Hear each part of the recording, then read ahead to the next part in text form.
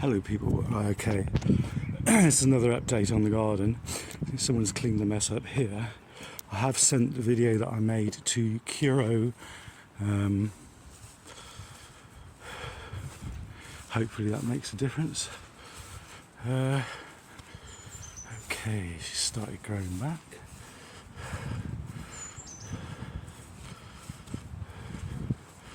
It doesn't really take much to see, who's causing the mess in this place, does it really? Just wondering how these two birds were getting on in here. Well, why did you do that, yeah? Throw half a bit of a pallet in there, you know? I was going to come out and peel this out, but with illness and all the rest of it, I just doing what I can at the moment. Right, let's go have a look.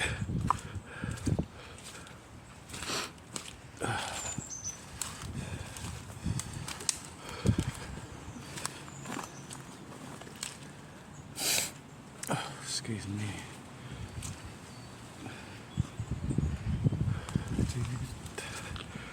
I'm going to try and get out here at some point and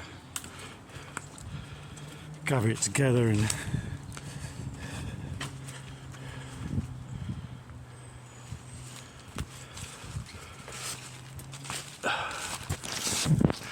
try not to put my finger over them.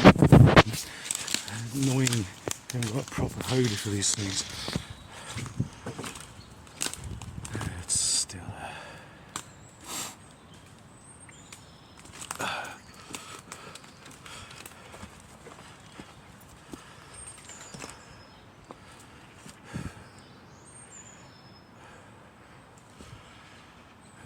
I don't know whether this is asbestos. No. But that shouldn't be here if it is.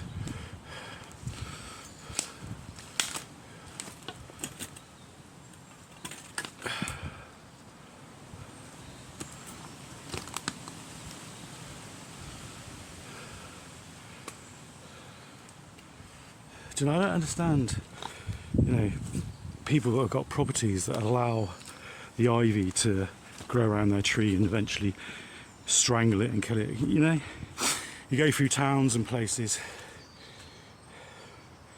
and you just see gardens and trees that have got so much ivy around them, like this one. I mean, look at it.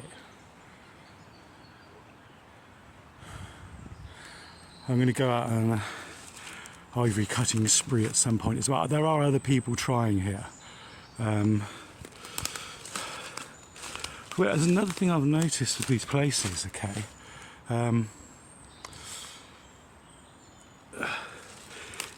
As these places are valued by good people, good spiritual people that care about nature and get, a reflection back. It goes hand in hand, doesn't it? You just get places like this where it seems, there's something other than worshipping nature going on, if you get my point. Because these sort of places can be used for good and bad, can't they? The spiritual, the spirit of the forest and stuff can be turned around into negativity. A lot of trees I come across, and it looks like somebody's come along and just planted the ivy just in the right place to grow around the tree. I was down there one day, rummaging around some trees and grabbing some ivy, and no word of a lie, it looked like somebody just planted it there, and very carefully, little sprout of ivy coming up. And I thought, right, I'm having that bit. So I pulled it out, pulled the roots out, and as I was doing this strange lady came around me, kind of a bit scruffy and that, and she was picking mushrooms. She's going, oh, what are you doing? I thought, well, minding my own business really, but since you asked, I said I'm removing the ivy from the trees. She went, oh right. And I could see she was picking mushrooms. I said, because I've picked wild mushrooms and I used to pick them with a friend. And I sort of I said, oh, so you're picking mushrooms? And she said, yeah. I said, oh, you familiar with them? And she said, no. I thought, what? And she said, no, I'll look at it when I get home. I thought, right. You know, okay, carry on walking. Strange thing to say. But yeah. But anyway, there's the cut I made on this one. That took me a while to get through that one. You know, and it's just next door. You know, anybody could come out and just, you know, this is people. I've seen some of the perpetrators that are doing this, and they sit there, you know, and they soak up the sun in the garden. I think, well, you know, how can you do that? You know, look at the mess you've made. Look at what you've done. You know, I saw him last summer digging around the fence posts, going down that side behind the hedge and doing something there, and all of a sudden our fences are falling down, you know. One or two, you know. Anyway, what a mess. I've got to go carefully because it's really slippery. Yeah, I'm going to try and get as much ivy as I can off that tree. Well, I work with what I've got around here. The stream's up high. Right, okay, I'm off to feed the magpies and the pigeons and the finches. Oh God, here we go. Oh, no time to look by my. Right, okay. So I just absolutely love. I can't really see it on the camera, but I absolutely love. You know, when trees like this that you come across that are just sprouting and coming to life. And of course, there's the ivy doing its thing. It's nice. This would make like a nice little bonsai. I don't really know what to think of that bonsai, but yeah, it's beautiful, isn't it? It's beautiful. Right, here we go. Daffodils are starting to come out. Somehow I'll get down there without slipping over. See, that tree over there is coming down from the ivy. You know, why would you do that? Right, hang on, I'll be careful. Right, actually I think I'm going to stop filming until I get down to feeding the birds, because if I fall over here I'm going to damage my phone. Right, okay, cheers. Hello people, here I am again.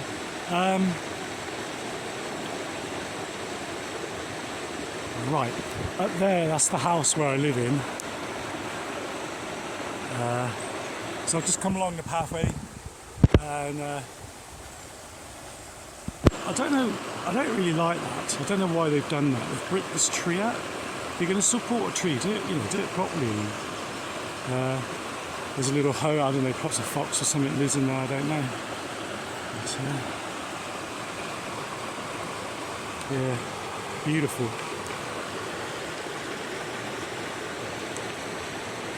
Right, I'm off to feed the birds and the magpies. There was a kingfisher down here the other day. It was really nice watching him fly up and down.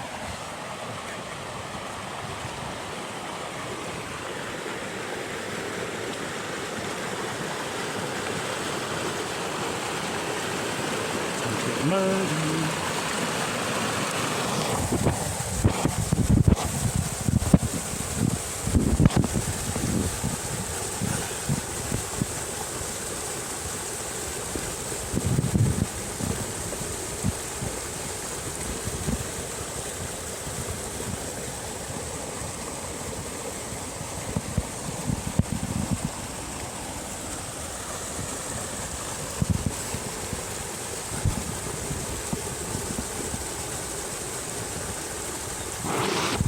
You know, the power of water. It's well invigorating. I can feel it now. You know, I was talking about our ascension, the human race's ascension, and I remember a film called Highlander. That's quite a well-known cult movie. Who's that? James Bond guy who's sadly deceased. Sean Connery. You know? And there's a thing called the quickening. And I think something similar is happening to the human race. because I'm feeling it, people, you know.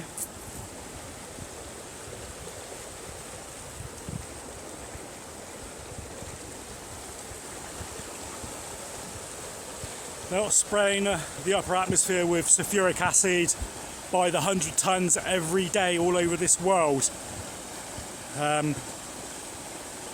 Like I said, I remember reading about the sacred oil that rises from the base of our spine, the Kabbalah. It goes up our spine, you know, like the two snakes you see, and it goes into the centre of our brain, a very special gland. And that's the thing that really, I think, is something to do with our ascension and our body's becoming, you know, indestructible. And you know, is it a coincidence? One of the things that kind of slows it down and stops it is acidity, sulfuric acid. You know, they've been very busy. You know, all with it, you know, the poison in the food, poison in the tea. You know, they've all timed it very carefully, haven't they? I mean, this nightmare started off with me with just go. See, something as simple as this, right? An animal or bird gets trapped in that, you know? Let's put it in my pocket. There it is. I do the best I can. I remember something, I think it was in the 80s, mid-80s, someone came along and dumped an awful lot of barrows full of tar over that side. I never walk over that side. When I first came, I walked over that side. I sat down on a rock over there. When I got home, I was infested with bugs. I had to literally debug the flat, so I never sat over there again. You'd think the council would come along and clean that up, wouldn't you? You know, how many nature reserves has Bristol got? You know.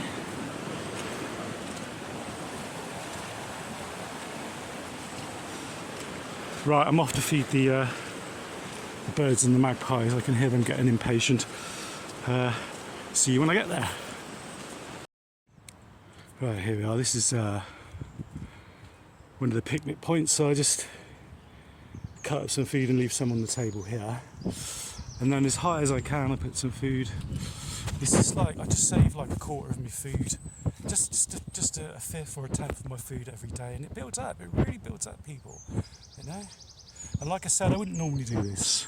Now and again I might, but you know, obviously because of chemtrails, and right, hopefully the magpies are coming. I want to get out of their way and see this energy line. See this horrible pylon line. Why would you do that? Why would you put it straight through a nature reserve like that? You know. Something I've been studying for a while is a phenomenon called rods, or skyfish, some people call it. And basically, they're very quick, as far as I can tell, it's kind of dimensional things. And look them up, they're called rods or skyfish. And in my research, what I found out is that they seem to be something to do with nature's programming. They're kind of interdimensional things, and I think, yeah, it's sort of like the real Matrix, if you like. I'm not saying that it's complicated because I don't know how to say it, but I used to study Buddhism. I used to be kind of a Buddhist and stuff. I had a bit of a mandala experience, and you know, just read the doctrines of the fact that, you know, life is an illusion and everything's an illusion, blah blah blah, and that's before I became a Christian, and it's very, you know, I find that Buddhism and Christianity in some ways are close because life is suffering and pain. Christ said, "Don't expect to be treated fair in this world." He's right about that, and it's a complicated one because when you think that life is an illusion, everything's kind of it's not a dream, it's real, but it's, I don't know how to explain it. I'll get off that subject, but yeah, anyway, check them out. I'm not saying that I don't. This is real. I'm real. I feel pain. This is pain. And for a long time in Buddhism, the part of the Buddhist belief doctrine is that the reason why we reincarnate is because we desire, you know, food, sex, whatever it is, and we are the very essence of ourselves that controls that we come back, that our soul transmigrates. Took me a while. I had to work that one out as well. I had to work out what happens when you die and your soul leaves your body and transmigrates to another. How does that work? And I thought about it for quite a while. And I think that when you die and your soul transmigrates to another body, it just finds the best match. It just finds the closest match to your last life, and then you're reborn. I don't know. It's just let us know what you think. I thought, because it's different, isn't it? When in the spirit world and that, it's how things work and that. But yeah. And the thing is with skyfish or rods is that I think that you can use them to manipulate nature and manipulate other things. And I think that winds in with the chemtrails and all the rest of it, microwaves, electromagnetism.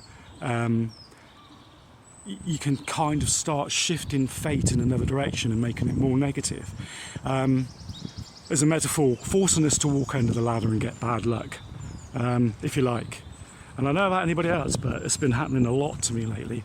And I'm going to get out of the way because I think the birds are starting to gather and want to feed. It's really hard because the dogs come along and get up on the table and start eating it, and it's really annoying. Yeah.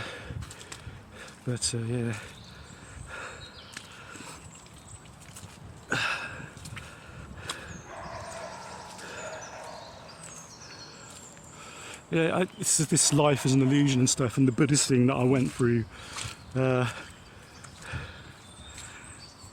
it's complicated because being a Christian, because Christ kind of came along and said, no, it's forever, okay?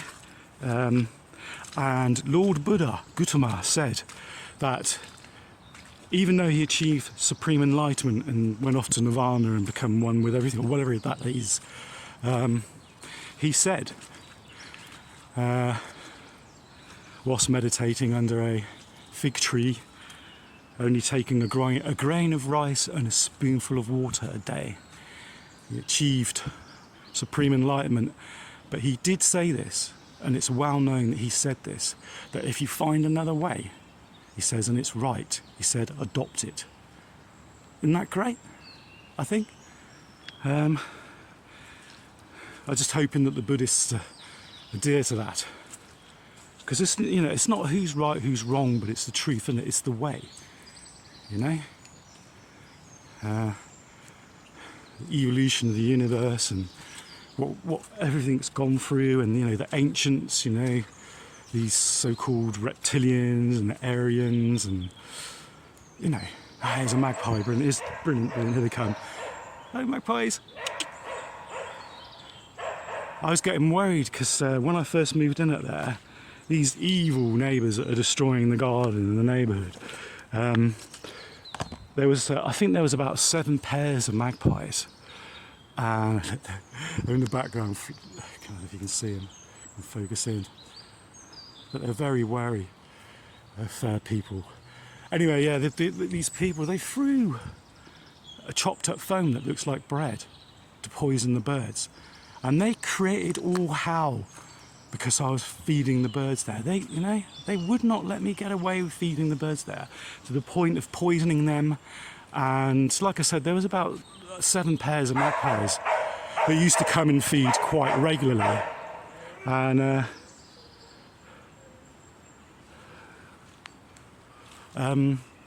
now there's only 2 that come and feed, and now they're and I couldn't see them. I thought, where are they? And another thing that's happening, I take food into town to feed the pigeons and the seagulls and stuff, and a lot of the place, really, mate, Yeah, I'm trying to have peaceful work here, mate. Do you know what I mean? Stalked everywhere, people, everywhere I go. Anyway, as I was saying, what was I saying now? But yeah, you know, I take food in town, and there are places where I feed them, points where I leave it, like under Avon House North, by the bus station. God, that's really annoying. And I've noticed one thing: I put food down for them, like, you know, chopped up bacon or whatever, and they just look at me and look at it, and they don't come down. You know, and I've noticed this in a few places in town at the bus stop where I feed them. Basically, what I'm saying is that the small pleasure I have of feeding the birds and making sure, hoping that a few of them get a bit of a meal, you know, whilst they're starving from the chemtrails and all the shit they're spraying in our sky, sulfuric acid, aluminum oxide, and God knows what else, you know. We can go indoors and get away from that. They can't, you know. And I'm very passionate about nature. It's in my blood. My grandparents loved nature. They used to go on nature walks. They taught me to respect nature, you know. And that's why I started campaigning against chemtrails 14 years ago. Little did I know that the path it would lead me down and what's really going on. I think I'm going to take that food and put it in the Robinson. I think my battery power is going to run out soon. And it says in the Bible about these ancients, you know, and they knew all about rods, skyfish, and they knew the technique how to manipulate them and soothsay them, you know, for their own purposes, basically, and war and everything. You know, it's a bit like the sort of Merlin thing, and you know, it's not witchcraft, but I guess you know, it's sorcery. No, you don't. He's trying to get this food, see, you know?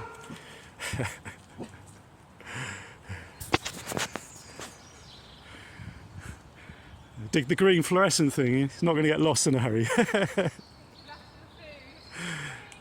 Yeah, it's just a tray I left there. I've just got to go pick it up. Yeah, I think I'm going to go in. I'm going to move this. Just put over. Just leave that bit there and move this, because it's been here for years. There's a squirrel over there in that tree. See, that dog can smell the food, but he can't get it because it's in the tree. Good God, it's a dog. Yeah, I couldn't own a dog like that. I really couldn't. Let's talk about, you know, he's a guard dog, yeah, but not, you know. Listen to him. God, I'd have to, excuse my French, teach him a lesson. There's no need, is it, really, barking your head off like that. Right, okay, here we go. I put some pistachios in there for Mr. Squirrel. But yeah, I do my best. And this tree is just so beautiful. It really is. And anyway, so what I was talking about is, it seems to me that they're following me about. They're following me about. They're finding out my bird feeding points and they're poisoning them. And you're thinking, oh, why would they go to the trouble doing that? But like, trust me, right? I have been stalked for 14 years. And I've been covertly poisoned for 5 everywhere I go, even at the present place. But I'm talking to people about that at the moment. So anywhere they can get people like myself, we're targeted, we're in a program. And if they see us doing things like going to feed birds and try and take care of them and stuff like that, they think, right, okay, you know. I couldn't believe it. I went under Avon House North in Bristol, where the bus stop is, had a little spot where I feed them. And I looked at the pigeons, dropped some bacon from me BLT from Poundland, a couple of quid, quite a good little nice, and chopped up a bit, threw it on the floor. You know, they sort of sit on the bridge bit that goes across Avon House North by the bus station, and they just looked at me. You know, I thought, why are you doing that? And they've done that like on several occasions now in places where I feel, and they just look at me. You know, To me, that means that somebody is coming along and putting down food that's laced and poisoning them. Okay, I know this sounds outrageous and conspiracy theories and all the rest of it. There's a magpie coming in there. Yeah, they'll have that. They're getting ready to have that. Brilliant. Lots of prime beef in there, guys. Here's another one. Look. I don't know if you can see from here. I keep going out of focus. Yeah, I just come down here every couple of weeks, or every week if I can, if I've got enough energy, and feed the birds. Bloody hell. It's back. Take the ivy off the trees as much as I can. See, it doesn't take 5 minutes just to come along. There you go. You ain't hurting no more trees. There's a beautiful saying, I've heard it before, I've said it before rather, and that trees are the bearers of men's souls. Yeah. It's surprising they want to keep cutting them down, isn't it?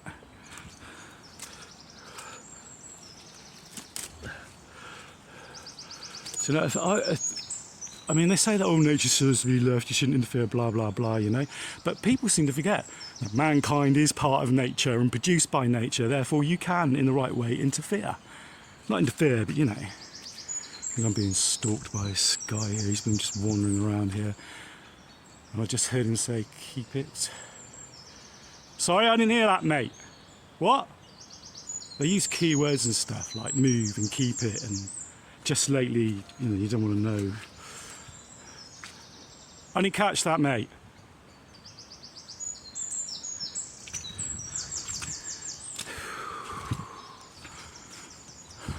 Do you know, people, quite proud of myself, you know. Been stalked for the past 14 years, and it's horrible, people. It is. It's just, it gets you to the point where you just want to, you know, here's Mr. Squirrel getting it, you see. Seriously, like, lose it, you know. Can you imagine, like I said in my other videos, hello, how volatile it would make someone being stalked everywhere they go and nearly everything they do, you know? How much pressure, yeah? And the police know, you know? Like I said, when I was arrested, locked up in one of the holding cells, they sprayed me with hydrochloride and that chemical that makes you urinate all the time in a prison cell. And I have been sprayed covertly with that in properties, no matter where I've gone, in the caravan, in the camper van, you know? And then I go there and they, you know, but it doesn't surprise me because when I was in the doctor's surgery, I smelt hydrochloride, I had to go at one of the doctors for it. Yeah, the magpies are coming. Doctor's surgery, I smelt it. I did. I sat there and looked at it and I said, excuse me, I can smell hydrochloride. And he looked at me and what? You know?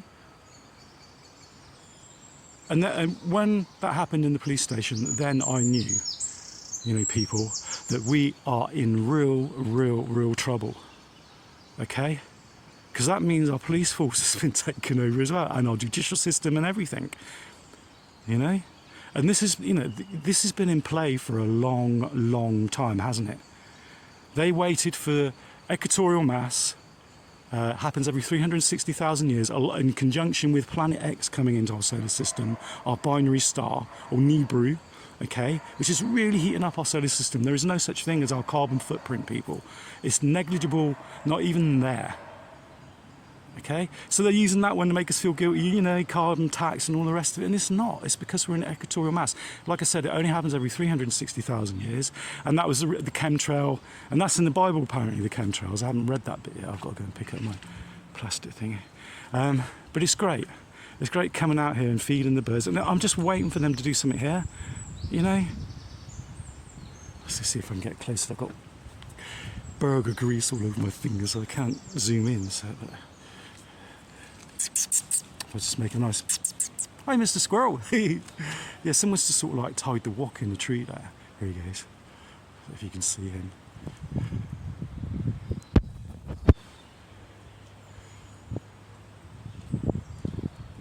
I've noticed they mess around with my electronics and stuff. You know, I find it funny people buy software, virus software, and say ultra safe. And I know for a fact that every virus software has got a back door. You know, I just find it funny. I just sort of get your basic and just use that. You know, but when they write software, they're hello, Mr. Squirrel. Hey, can you see him? There he goes. Look, down into the walk.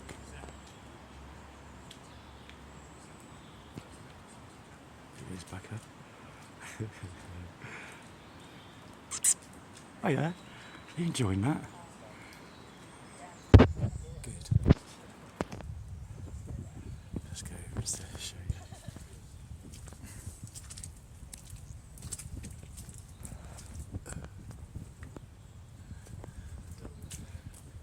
Right, buddy. Right, I'll leave you in peace. Oh dear, I've got to put this plastic sheet thing away.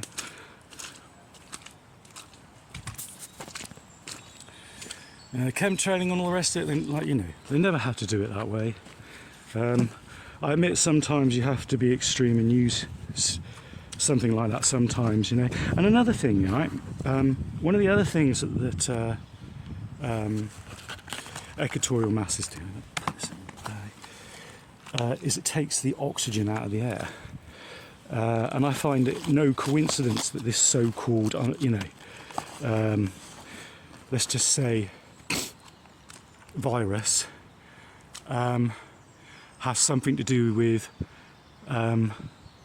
deoxidization of our lungs and stuff, you know, because the Mexican Indians, they called it the Dark Rift, the Great Annihilator, and it laid waste even to parts of this world, you know, and that's why they abandoned. I imagine that's why they abandoned the pyramids and all the rest of it, you know, because it's just famine, you know, because it really does heat up.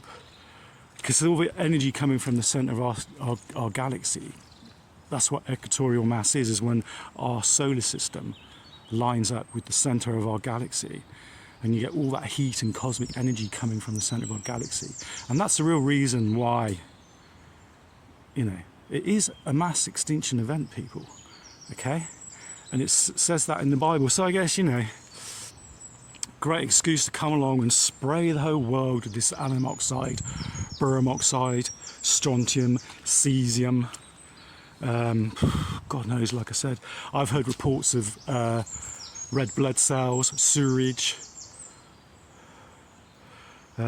Sewage being carcinogenic causes cancer. Clear sewage is being uploaded back into the water table, and that's where you get that lump on your lip, because there's a sort of like a watered down strain of what do they call it? You get blisters and stuff on your lip. Bubonic plague. You know. That's what happens when you induce sewage, and that's part of how the bubonic plague started, wasn't it? It's because the sewage was mixing in with the water, and then the rats with the fleas. You know, God, that must have been horrific in those days. You know, imagine what it was like lying down in a straw bed, blisters the size of teacups all over your body. You know, hundreds, thousands, millions. You know.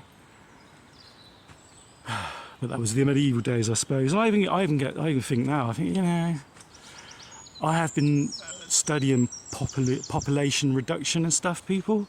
How long have these ancients been getting away with that? You know, oh, too many humans now, time to have a war, you know. Too many humans, time to let out a deadly virus.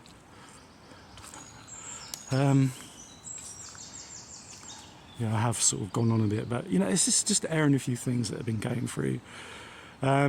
Still being stalked heavily at Hill Lawn, and you can see the mess they're making out there and the devastation they're causing. You know, for ages, right? Because of my illness, I have to plan my walking and, you know, stuff as you do the energy levels and stuff. And I look out my window and I check. No one coming. I haven't been out for 5-6 days. Look out my window, no one coming. And as soon as I go out, it's like a starburst of stalkers everywhere. You know, the neighbour comes out, walk across the road. I don't know where it comes from, but somebody flashes the hazard lights and you get out of the road and this guy looks at you and says, I'm stalking you. And it's just, I've had this for 14 years. And like I said, the police know, you know, victim support, what a freaking waste of time that is for people like myself, yeah? You know? It might be helpful for other people, but you know, for people like me, forget it. The blood test come back negative twice. Blood and urine test came back negative twice. Well, what a surprise there now, yeah? Okay? They've got that one sewn up in it. You know, people like myself, target individuals, you know, we're being sprayed constantly in our property where we go. You know, that, I've noticed this. They sprayed in Lidl the other day. They sprayed in the Mall, in centre of Bristol, Broadmead shopping centre. I went in there and it's and then all of a sudden I just wanted to urinate all the time. You know, what's that all about, people? I heard someone saying they're using excuses because of the radiation from Fukushima. Really, you know. It's because, you know, hopefully God, for some of those people are actually left in our government in this world that, you know, don't know the programme, they've still got to come up with a reason why they do what they do, haven't they? You know? So they covered that one. Oh yeah, that's why. Yeah. Wouldn't have anything to do with, like, releasing our life force and the fact that we're an equatorial mass and you're just letting us charge up and then releasing it again, you know? It's all to do with the chi, meridian lines, energy lines that we're all connected to, that these ancients know about, and it's all connected with the rods as well, these skyfish things. Hello, Border. Hello. All right, you having a good time? Are you? Hey? You smell all that fat and stuff I got in here, eh? Great dogs.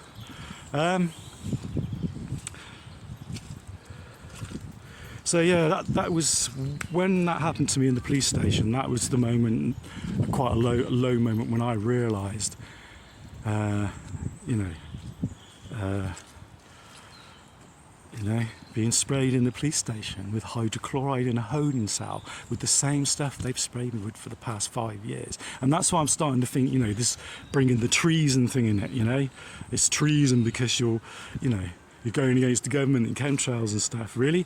So that has the right, you have the right to stalk me for the past 14 years and spray me with poison no matter where I go, where I live, and wherever you can, in towns and shops and places. Yeah, really? And I think all around the world you're probably wearing a lot of those sorts of excuses very thin now.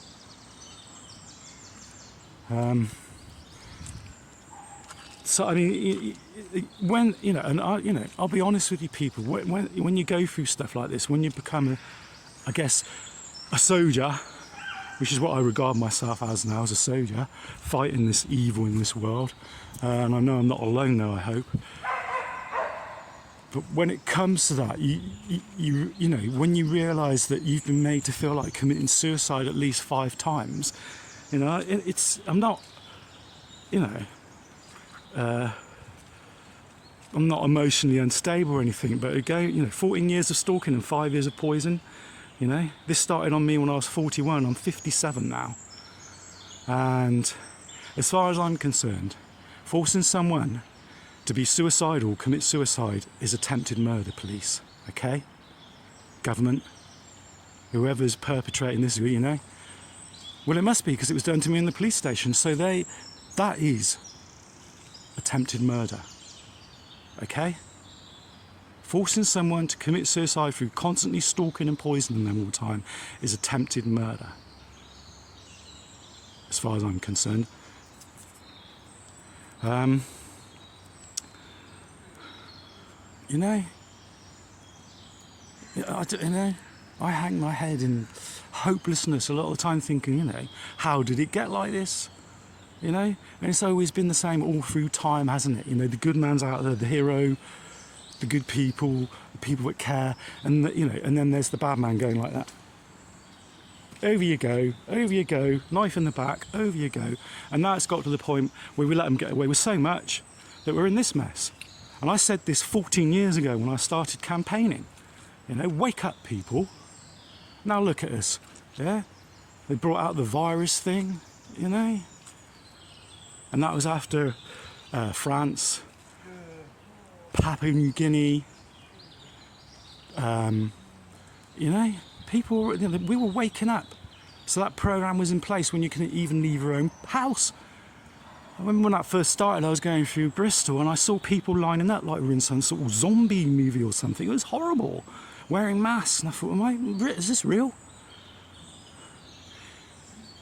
Anyway, I studied virology. I studied AIDS when it came out, and I studied how it works and how it duplicates itself in the cells and stuff, and how viruses transmit from one person to another. And no way did this virus behave like that, not in the slightest.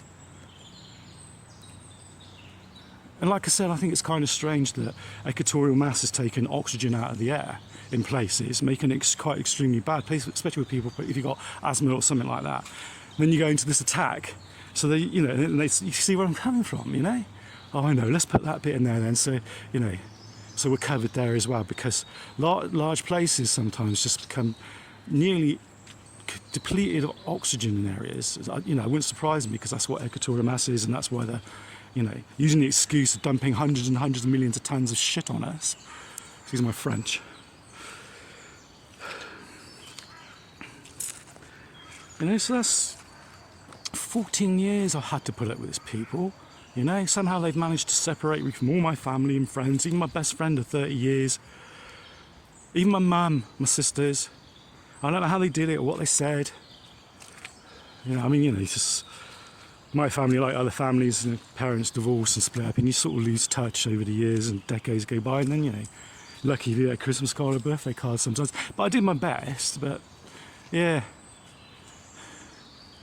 And if you're totally isolated, you can't run to anyone, you can't get witnesses and stuff, can you? You know?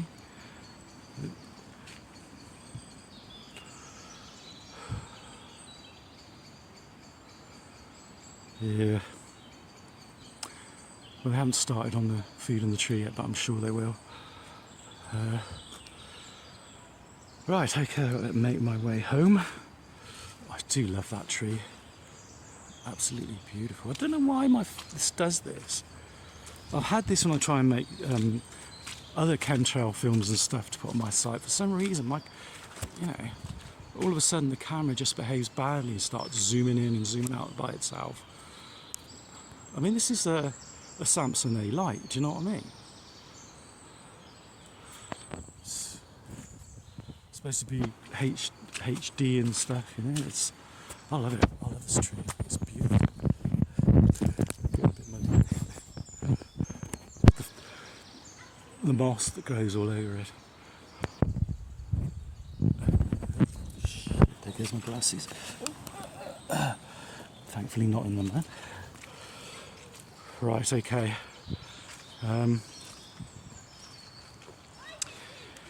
I guess, you know, at the end of the day, we just got to keep fighting people, remain, you know, vigilant, and just keep going, do the best you can, as I have done for the past 14 years now. But yeah, because of what happened in the police station after this evil Jamaican woman, if you want to call her that, lied and said I was going to, you know, machete her face whilst holding the crucifix in my left hand. How laughable is that, you know? And I think her witness was caught. I think she had a witness who was caught breaking into one of the flats where I live. So, you know. And also the police came out the next day on a section of pace. On that sort of thing, you come out straight away. Search my flat, search me, and lock me up for 8 hours. Haven't got. Okay, I think my memory's run out. My phone just decided to stop filming for some reason. But anyway, yeah, you know, so I'm going to. I've got to talk to other people about this, because when that sort of thing, you know, when you realise that your police force have actually been infiltrated to that point where they can poison you with the same stuff that you've been poisoned with for the past 5 years, then something's very wrong, people. You know, and I'm going, you know, I'm going to talk to other people and stuff about this, you know, because that's forcing someone to kill themselves is attempted murder, police, and it makes you wonder what else you're getting up to and what you've done. Anyway, I'll leave it there. Cheers, people. Keep fighting.